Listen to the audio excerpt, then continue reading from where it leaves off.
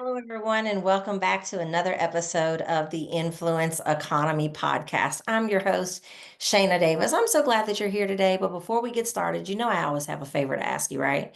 So I want you to take a screenshot wherever it is that you're listening to this episode, and then I want you to post that screenshot on your social media. When you do so, I want you to tag us here at Shayna Rattler Davis, and then I just want to hear your biggest aha moment or your biggest takeaway from this episode.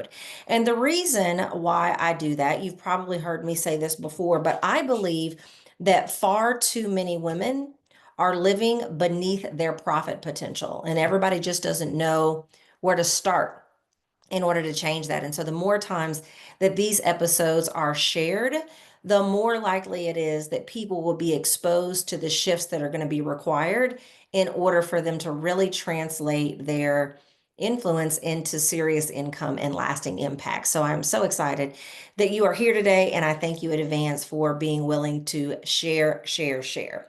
Well, you know how we do it here. It's all about visibility, meeting value, and ideas becoming your most bankable asset. And today we are talking about a buzzword that gets tossed around like confetti at a kid's birthday party, but rarely gets defined in a way that's actually useful. And that is thought leadership. Like, what does it really mean? What does it matter whether you're running your own company or leading inside of one? And how do you use it to build trust, open doors, and grow your income or impact? That's exactly what it is that we are going to be talking about today because, quite frankly, I believe that now more than ever, and looking forward into the future, that developing a solid and sound thought leadership for yourself is going to be so, so important, regardless of what it is that your goals are. So let's clear the smoke and set the record straight. I want to start with a definition that doesn't suck. I'm going to read exactly what I wrote here. Thought leadership isn't about posting more LinkedIn content. It's not about being known, and it's definitely not about parroting what everyone else in your industry is already saying. Because unfortunately, a lot of what is out there nowadays are not unique ideas. They're not point of views, or hear me refer to it in this episode as your POV. It's not really what you believe in and what it is that you stand for. Many of us are just recycling what it is that we've been taught, and we're recycling what it is that we have heard before. But real thought leadership is when your perspective becomes a path for others. It means that you're not just reacting to what you've been taught. You're not just reacting to the trends. You're actually helping people to make sense of them. You're helping people to make sense of what is happening in the world today, why it's important to them, and how it is that they can move forward in a much more powerful way. You're not just talking, you're shaping conversations, and you're not just visible, you're valuable. So here's the test. I want you to ask yourself this. When people hear you speak, or they read your content, like, do they walk away clearer, smarter, or more decisive? Because if not, you're not really leading thought, you're recycling it. And I want to talk a little bit about what that means for you, whether you're an entrepreneur, or what it means for you, whether or not you are leading inside of someone else's organization. Because regardless of where you are planted and placed, developing a strong thought leadership is highly, highly important. And it's equally important regardless. So, entrepreneurs, here's what you need to know: your POV is your product. That's what it is that you're really selling, is your point of view.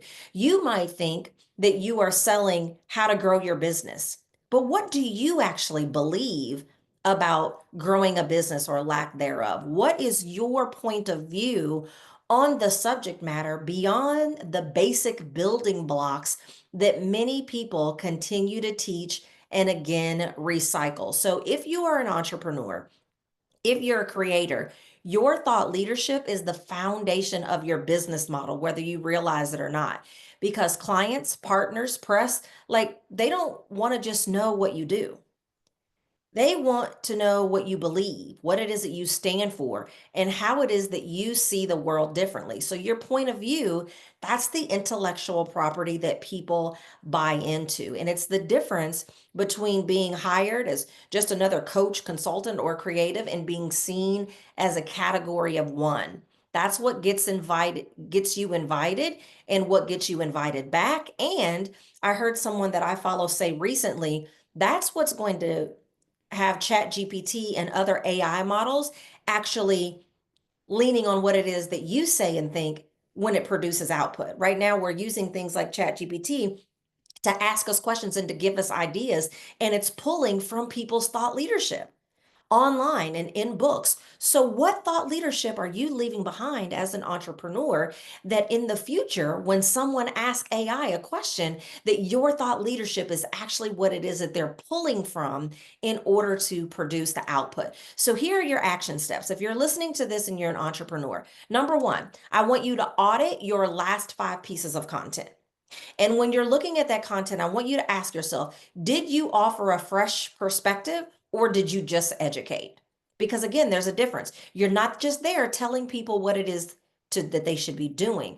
What is your perspective so that they can begin to associate that perspective with you and your thought leadership? Your POV, which is also your point of view, name it. Name your signature POV. What do you believe that's different from your industry? Write it down in one sentence. I'm going to give you an example of mine because I have a couple. One, as it pertains to podcasting, I believe that a podcast without a business model is a hobby. That's my POV. It's much different than many of the other people that are teaching how you monetize your show. Another POV that I have is that many women, and you heard me say this at the beginning of this episode, that many women are living beneath their profit potential. That's my POV. I also believe that when we treat our influence like an asset, that's when everything changes. So, on the surface, yes, I'm talking about how to grow your podcast. On the surface, yes, I'm talking about how to use your influence and turn it into serious income and lasting impact. But the 3 things that I just named to you are my signature POVs. It's what I believe, it's what I stand for, and I'm able to say it in one sentence. I want you to do the same thing. And then lastly, I want you to create one piece of content this week that challenges a common myth in your space. This is going to help you to begin to develop what your brand message is and what your thought leadership is if you haven't given much thought to it in the past. So, I'm going to tell you those 3 things again. If you're an entrepreneur, these are your action steps. Number one, audit your last 5 pieces of content. Ask yourself, did you offer a fresh perspective or did you just educate? Number two, name your signature POV. And number three, create one piece of content that is actually going to be challenging one of the common myths that is in your space. Because when your POV is clear, you don't chase clients. They recognize themselves in your message and they come to you. We're going to pause and take a quick break. And when we come back, I'm going to share with you how you should be viewing thought leadership if you are inside of someone else's organization. We'll be right back. Ready to turn your influence into income? Take the Influence Growth Assessment.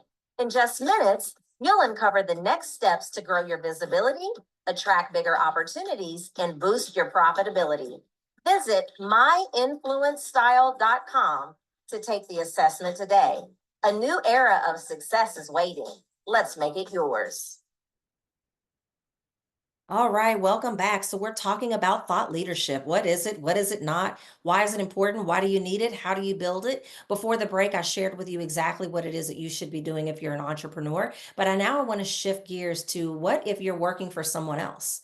I actually had a misconception several months ago. I was like, why would a corporation want their leaders to have a personal brand? I was thinking, like, isn't that going to incentivize them to want to go start their own business. And it really dawned on me that even if you are working inside of another organization, you are still a brand inside of that organization. Even if the company that you work for stands for a particular product or service or mission or message, you still can have thought leadership inside of that. You can still have a strong point of view about what it is that your company does and how it is that it does them, because people don't just trust institutions anymore, they trust other people.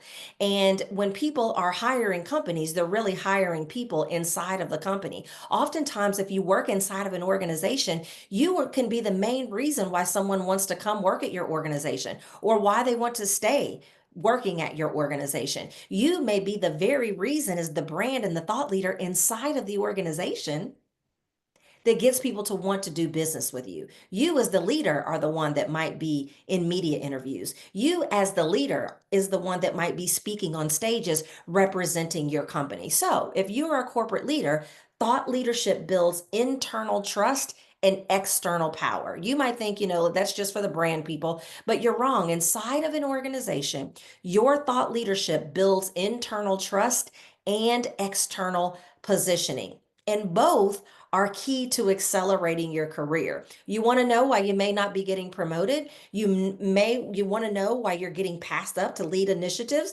Because they don't think of you when it comes to strategy.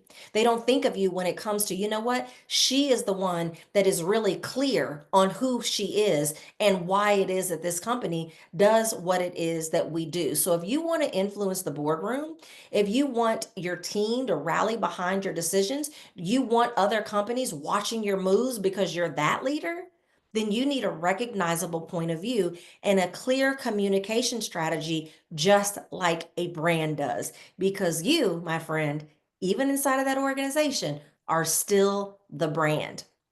So, just like for the entrepreneurs, I want to give you 3 action steps that you can take if you are a corporate leader that is desiring to build their thought leadership.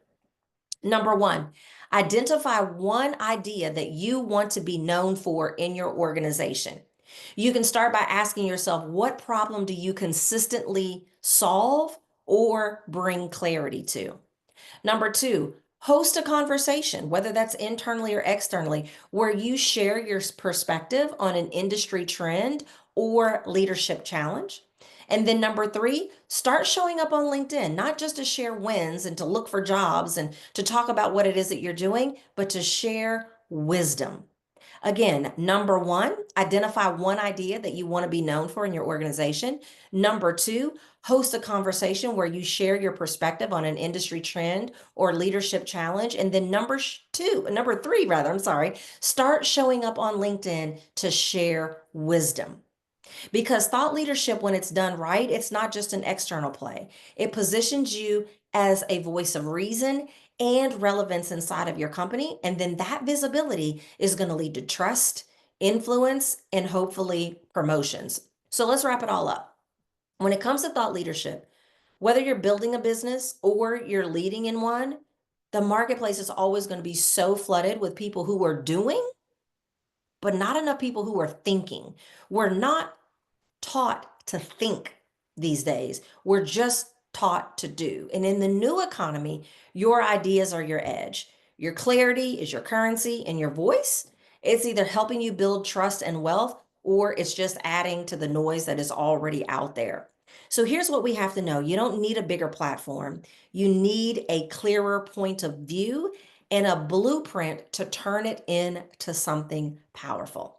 So, if you're ready to step into real thought leadership, not just content creation, if you're ready to turn your voice into value and your perspective into power, I have something I want you to take. I want you to take the influence growth assessment at myinfluencestyle.com, because in just a few minutes of taking this assessment, you're going to uncover your unique influence style and get a personalized blueprint for turning your ideas into income and impact. It's time for more clarity, for more confidence, and more cash generating influence. So head to myinfluencestyle.com or click the link in the show notes to find out exactly what your next step is in your influence journey. So thank you for tuning in to another episode of the Influence Economy. Share this with someone who needs to stop blending in and needs to start leading with their voice. And remember, thought leadership isn't a title, it's a choice. So make yours count. I ask that you will continue to go back and listen to previous and future episodes as well. Everyone have a great day. Bye-bye.